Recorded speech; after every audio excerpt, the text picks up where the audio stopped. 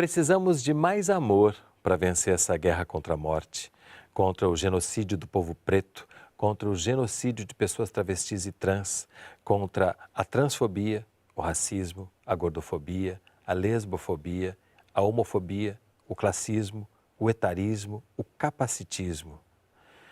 Porque uma pessoa trans pode sofrer outras formas de opressão. A transfobia, para algumas pessoas, é só uma delas.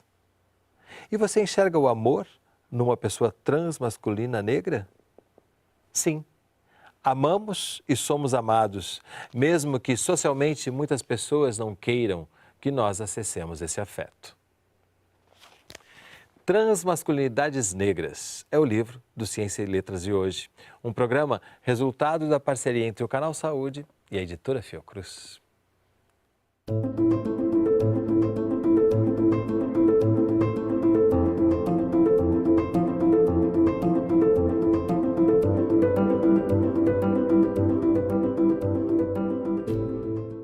Conversa comigo, no estúdio do Canal Saúde, um dos autores e organizadores do livro, Leonardo Peçanha. Seja bem-vindo, Léo. Obrigado. Um dos organizadores, junto com Bruno Santana e com Vércio Gonçalves Conceição, também conhecido como Seu Vércia. Isso. Seu nome artístico, né?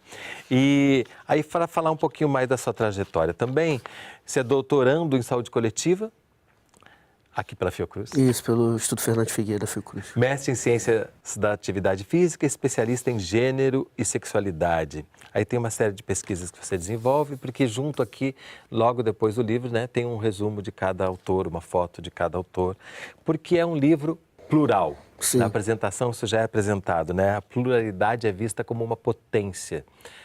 Tanto que chama Transmasculinidades Negras, Narrativas Plurais em Primeira Pessoa.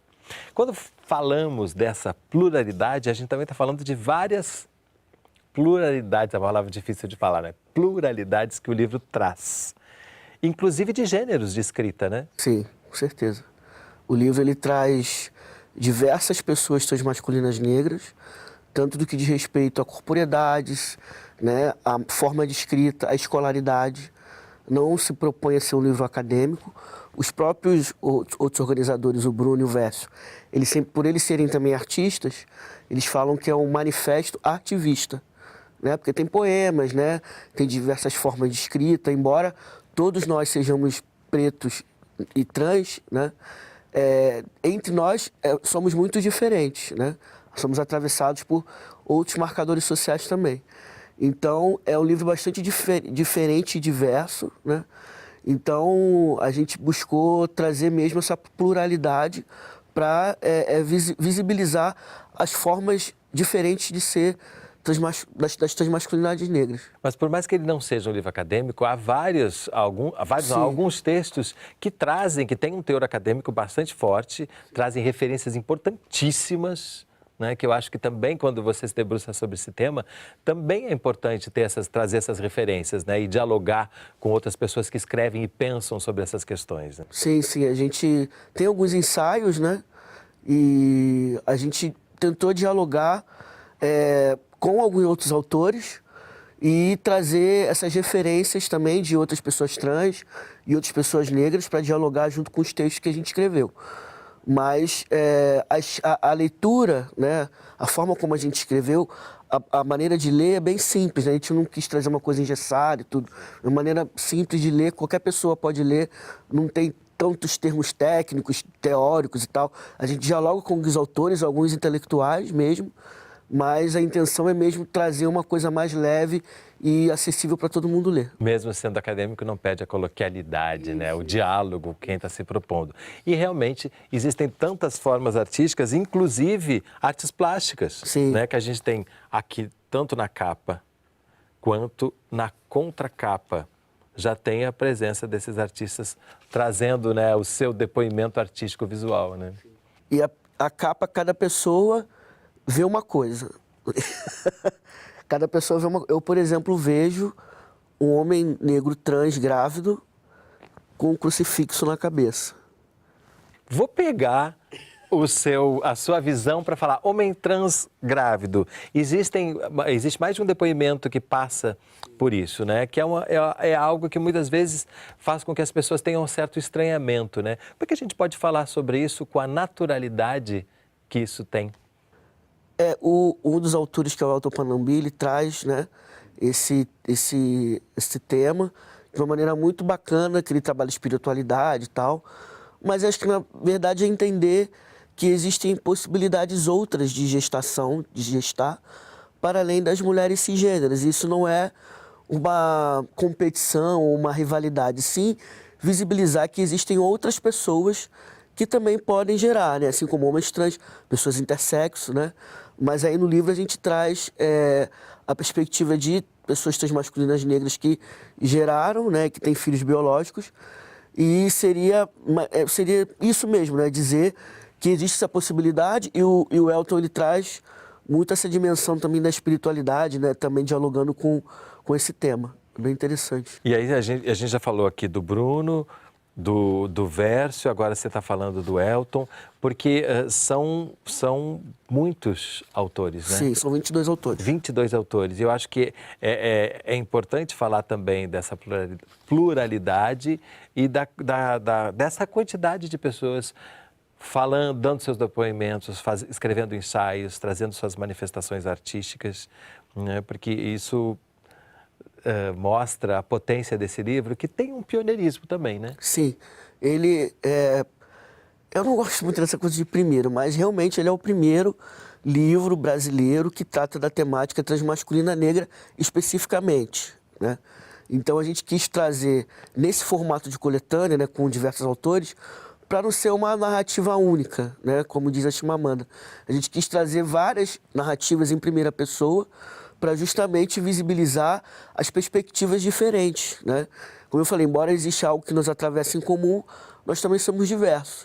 Então a gente pensou em fazer ele desse formato para ilustrar essa diversidade. E eu acredito que ele cumpre esse papel, né, de trazer diversos autores de diversos lugares do país, com diversas histórias diferentes. Há momentos que são densos, há momentos que são tristes, há momentos que são pesados, mas é uma construção de uma narrativa amorosa, porque eu acho que é disso que a gente está falando, né? Da possibilidade de pensar, falar e viver esse amor, né? Sim, até tem alguns poemas que são escritos pensando num rapaz que faleceu, que é o Demetrio Campos, né? Que foi suicidado no início, meados da pandemia de 2020, e alguns poemas são especificamente para eles. Até esses poemas que foram escritos pensando nele são poemas de amor, porque na verdade a gente querendo dizer, né, por mais que tenha acontecido o que aconteceu, o nosso amor por ele não deixou de existir. Então esse registro, né, de ter feito esses poemas pensando nele é uma forma também de externalizar o nosso amor por ele, né, que ainda continua. A presença física dele não existe mais, mas o nosso amor por ele ainda continua. O amor não acaba, né? Porque a pessoa morreu. Então a gente também quis deixar registrado nesse sentido. E você usou um termo, né? Van Gogh usou esse termo, né? Suicidado pela sociedade lá atrás. Você agora também usou. E a gente tem uma estatística grande, né? De homens trans, mais de 85% já pensaram ou cometeram suicídio. Como é que a gente pode também falar desse tema aqui do porquê que a gente tem esse número tão alto? Isso vai dialogar um pouco com o que já acontece em relação aos homens de uma maneira geral, né? Existem pesquisas aí que também já demonstram que homens, né, cisgêneros também, já têm um alto índice de suicídio. Mas no caso específico, por exemplo, de pessoas trans, se mulheres trans, travestis, estão sendo assassinadas, homens trans estão sendo suicidados, né? E a gente usa suicidado justamente para explicar que não é um suicídio no sentido de... É um suicídio social, uma morte social, né? Que, na verdade, é todo um sistema que não nos entende, não nos acolhe, que é racista, que é transfóbico, né? Que é misógino e que não sabe lidar conosco a ponto, né, de ter que cometer esse ato. Então, eu penso que as pessoas criam uma expectativa de como nós iremos construir a nossa masculinidade, né?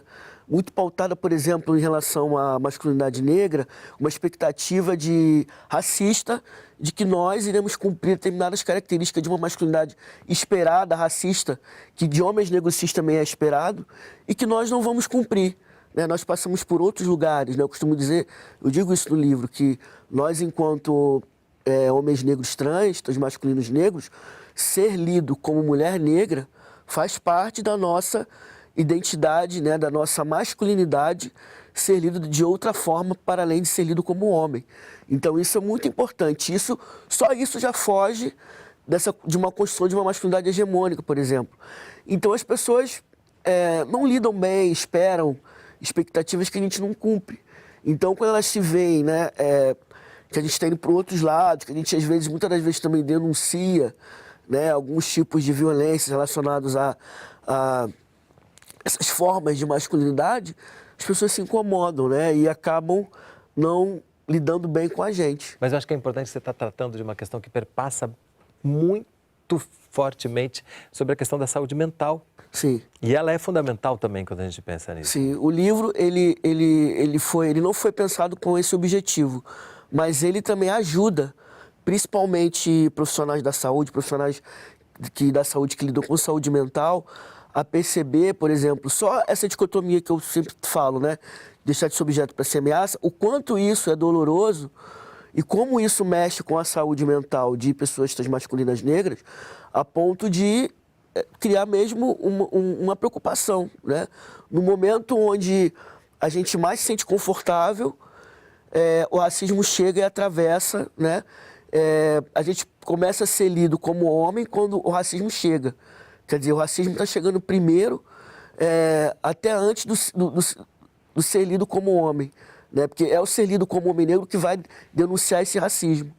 Então, isso é muito doloroso, né? Então, a gente escrever isso, externalizar isso também no formato de livro, é para visibilizar para outras pessoas como que essa forma de lidar com a nossa transmasculinidade perpassa por esses lugares, né?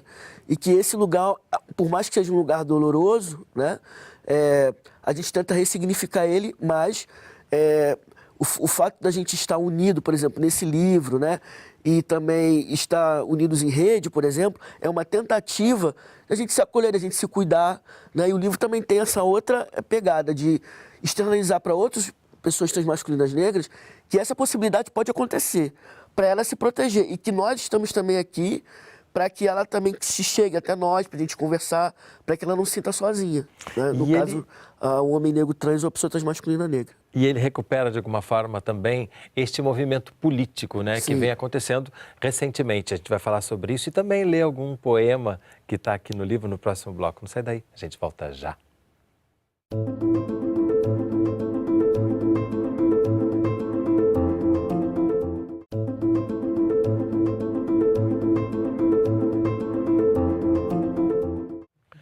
Ciência e Letras está de volta, conversando sobre o livro Transmasculinidades Negras. Comigo, no estúdio do Canal Saúde, um dos autores e organizadores do livro, Leonardo Peçanha. Eu estava procurando aquela hora um termo, que é um termo que o jornalista Patrick Lima usa no texto dele, Mercado Negro dos Afetos, que é direito ao regozijo corporal, né? Que é todas essas amarras e preconceitos que tentam, né, ditar formas de existir ou de lidar com o próprio corpo, jogar fora tudo isso e ter direito ao regozijo corporal, né? Que era disso que você estava falando também, né? É uma maneira mesmo de fugir das amarras, né? E se libertar, né? E ressignificar. Eu acho que tem muita ligação com ressignificar, porque as nossas cicatrizes, né? As nossas formas de lidar com a nossa corporeidade, numa perspectiva transnegra, perpassa por outros lugares, outros olhares, outras formas de lidar, né, com o corpo, de mostrar, de se cobrir, de se amostrar, de aparecer, né? Então, acho que fugir de certas expectativas e ficar meio que... deixar meio que livre, assim, né? Para lidar com o corpo da maneira como a pessoa se sente confortável mesmo. E eu acho que isso tudo que você falou, né, do estar junto, né, do pesquisar junto, do conversar junto. No prefácio, o Guilherme Almeida diz: éramos tão poucos publicamente no ano 2000, 2 décadas depois, o cenário é diferente. No texto do seu Vérsia, ele diz: as vozes dos homens trans só começaram a ser ouvidas recentemente. E aí tem um pequeno momento em que se faz uma recuperação, né, desse momento em que se foi construindo isso. Como é que a gente pode falar rapidamente da emergência desse movimento?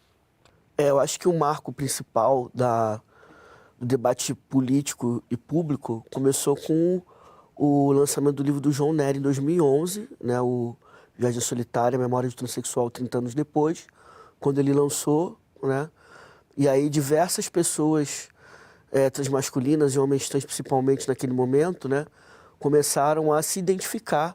O João rodou o país inteiro, né, dando palestra, dando consultoria, enfim, né, fazendo esse movimento de visibilizar, né, a transmasculinidade de uma maneira geral. E desde então várias pessoas começaram a se colocar publicamente, criou-se organizações nacionais, criou-se coletivos, né? Então foi a partir do movimento do João Nery, né? Mas também é importante ressaltar que essa movimentação foi uma movimentação política e que se tornou-se visível a partir do João. Mas isso não quer dizer que não existiam homens trans antes dele, né? A gente tem o Anderson Rezer, né, que viveu também na época da ditadura, o próprio João, né, e tem outros homens trans que já ao longo da história a gente consegue visualizar. Mas por serem cada um fazendo movimentos específicos, né, cada um no seu lugar ali, não ficou tão palpável, mas que foram movimentações importantes para que hoje a gente pudesse estar aqui, que eu pudesse estar aqui, que esse livro pudesse ter sido feito. Então, por mais que tivessem sido movimentações, né, lá atrás, pontuais, individuais, né, elas foram políticas a ponto de hoje fazer com que muitos estejam aí hoje no cenário, né, demandando política, demandando questões e tudo. Eu, preto, retinto, meio desconfiado e mal falo de como me sinto. Outro dia tracei minha história. A caneta borrou. Já era hora de eu dividir com vocês a forma como eu me sinto. Aos 9, racismo. O negro se descobre preto, às vezes passando por isso. E eu não duvido. Nascer periférico é saber que é provável que as drogas cheguem primeiro que os livros. Eu, pelo sistema, excluído. Às vezes a comida que eu tinha era a merenda da escola e meu olho brilhava porque eu comia sorrindo. E castigo era eu existir num corpo dito feminino, que representava tudo, menos a forma como eu me sinto. Eu caí em depressão, eu perdi uns amigos. Você questiona ainda a forma como eu me porto, me visto e sinto? Eu, preto retinto, hoje fazendo 25, contrariando estatística de bosta que prega a maneira como eu devo existir ou me sentir. Eu lamento sorrindo. De 100 dias que passei com fome, hoje eu estou na USP, devorando os livros. Trabalho no que eu gosto e tenho 7 ou 8 peitos para chamar de amigo. E sobre eu ser um cara trans, presta muita atenção. Mano, eu não sou só isso. E se isso não é início de uma tropa, chega pra cá, não é lorota. Tem vários preto e preta traçando a própria história. E sobre os dias que o leite empedrou, eu mal sabia que água e farinha fazia crescer sonhador. É que hoje eu tô para falar de autoestima, mas ainda tem vários parceiros meus aí passando por dor. É lindo, né? É do Pleto. E eu acho que, de uma certa forma, a poesia ela é tão incrível, né? Que sintetiza um pouco isso tudo que a gente está falando aqui, né? Ele trouxe vários elementos, né? Inclusive a percepção do incômodo, né? Porque esse livro também ele veio de um incômodo da própria discussão da interseccionalidade dentro do movimento trans, de como que a gente não estava sendo, por exemplo, visto, né? E quando a gente começou a verbalizar publicamente as nossas demandas enquanto pessoas negras trans, principalmente enquanto homens negros trans, muitas pessoas se incomodaram, né? Então a gente quis fazer também esse registro em formato de livro para marcar um posicionamento político, para dizer, não para formar um ranking, mas sim para dizer que as nossas histórias, as nossas escrevivências, as nossas maneiras de lidar com o mundo perpassam por outros lugares, né? O racismo também é sempre presente. Então a gente não pode deixar de observar que isso não é um dado simples, isso é uma coisa real e que não é apenas o racismo ou a transfobia, que não dá para separar o homem negro do homem trans, né? Ou o homem trans do homem negro trans. É um homem negro trans, é completo. Não dá para recortar, não é um recorte, é o completo. Então, tudo isso está atravessado, né? Então, a gente quis marcar para também se posicionar desse lugar. Não era mimimi que a gente estava falando de coisas reais e de situações reais. Então, acho que o Preto ele consegue, de uma forma muito concisa, né? E simples, né? Na forma de ler, falar sobre tudo isso, né? Como que a gente se coloca, né? E como que é a transmasculinidade negra de uma maneira bem didática. E há vários outros poemas, né? Sim. Eu escolhi esse, porque poema a gente nunca sabe, tem uns que pegam a gente de uma forma, a gente nunca sabe por quê. Tem o Transparto também, que é muito bonito, do Tem Bruno. Transparto. E tem, em alguns momentos, alguns depoimentos mesmo. Sim, né? sim. Depoimentos de vivência. Tem um depoimento, inclusive, de vivência no sistema prisional. Isso. Que eu acho que é algo que a gente pode mencionar aqui também, né? Sim. É o livro do Dan. Hoje ele fez serviço social, né? Ele é assistente social. E ele realmente ele viveu em cárcere e ele traz essa experiência dele, né? Tanto que hoje ele trabalha, né, para minimizar essas situações. Então é um texto bastante interessante. Para mim ele é uma referência nessa temática e ele traz contribuições de como que para uma pessoa. A gente tem muito textos, né, e narrativas sobre isso na perspectiva das mulheres trans e travestis. Mas dos homens trans ainda é algo que a gente está começando a visibilizar agora. E esse capítulo do Dan, ele traz isso de uma maneira também bastante didática, né, e simples, né? E como que é, né? Para além de dizer como que é lá dentro, a forma como sobreviver dentro desse espaço sendo uma pessoa transmasculina negra. O Dante também fala sobre essa errância em busca do encontro de um lugar de conforto, né? Sim. As mulheres trans também falam muito disso, né? Num determinado momento em que a família não acolhe mais, né? Como você tem que ir em busca de um lugar para criar, né, o seu novo mundo, né? Sim, sim, porque existem se constrói outras famílias, outras formas de socializar em família, né? E isso já é uma coisa mesmo do próprio segmento LGBT, de criar-se outras famílias para além da consanguínea, né? Eu acho que em Pose, que é aquele seriado, né, fala muito sobre isso, principalmente a primeira temporada, onde a casa é o centro, né? E aquela casa que forma diversas pessoas e em conjunto forma uma família. Então acho que vem muito daí, eu acho que é da própria perspectiva mesmo das pessoas LGBT e se perceber enquanto família outras para além da consanguínea, né? Então acho que foi um movimento de externalizar isso, né? Então acho que a gente, enquanto pessoas LGBTs, não apenas trans, né? E aqui abrindo um pouco mais o leque, entendendo que as pessoas são expulsas de casa, que as pessoas não são entendidas, compreendidas. E aí você encontra outras pessoas que perpassam por essas mesmas dificuldades e se cria mesmo um elo, né? Que é familiar, que é afetivo, né?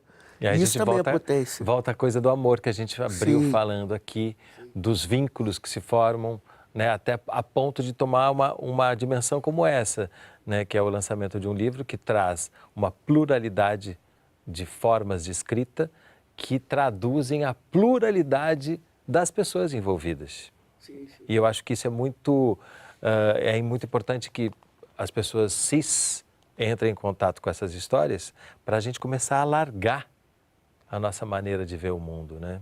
Sim. Porque, infelizmente, a gente ainda está falando de muita transfobia, né? Muita transfobia, muito racismo, a mistura das duas coisas juntas. E eu acho que é uma possibilidade de compreender, porque aí se até então não tinha, agora já tem. Você não pode falar que, eu não sei, vai, compra o livro e lê, para você entender um pouco melhor, para você se atualizar, né? Então, acho que também o livro também tem esse sentido, né, das pessoas também se atualizarem, conhecerem outras realidades, também nessa perspectiva. E perceber isso, como você mencionou, acho que é bom reforçar agora que a gente está terminando o programa, que é um livro de deliciosa leitura, né, porque vocês tiveram esse cuidado, né, de fazer um livro que se comunicasse bem. a gente lê com muito prazer, com muita curiosidade, com muito espanto, muitas vezes com muita tristeza, outras. E a literatura tem essa função, né? A gente aprende, mas a gente também coloca as emoções em movimento para se transformar e ampliar a nossa maneira de ver e de conviver com as outras pessoas.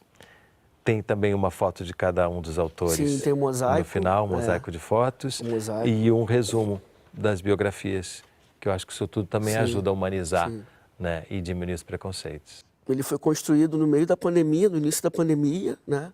Mas a gente conseguiu também transformar ele para além das dores que a gente traz, né? Que também é importante marcar isso, mas que dizer que ele foi um livro construído com muito amor, né? Organizado por mim, por Bruno e por Vércio, né? Com muito amor para deixar esse registro das transmasculinidades negras brasileiras. E é com muito amor que a gente lê e com muito amor também que eu agradeço muitíssimo a sua presença aqui conosco, além de dar os parabéns pelo trabalho. Eu agradeço a parceria de sempre, que você sempre visibiliza as nossas escrevivências. Um beijo. Um beijo. O programa Ciência e Ciência é resultado de uma parceria entre o Canal Saúde e a editora Fiocruz. Todos os programas das temporadas anteriores estão disponíveis em nosso canal no YouTube e na página canalsaude.fiocruz.br. Se você quiser entrar em contato conosco, mandar sua crítica ou sugestão de leitura, acesse as nossas redes sociais. E a gente se vê no próximo programa. Até lá!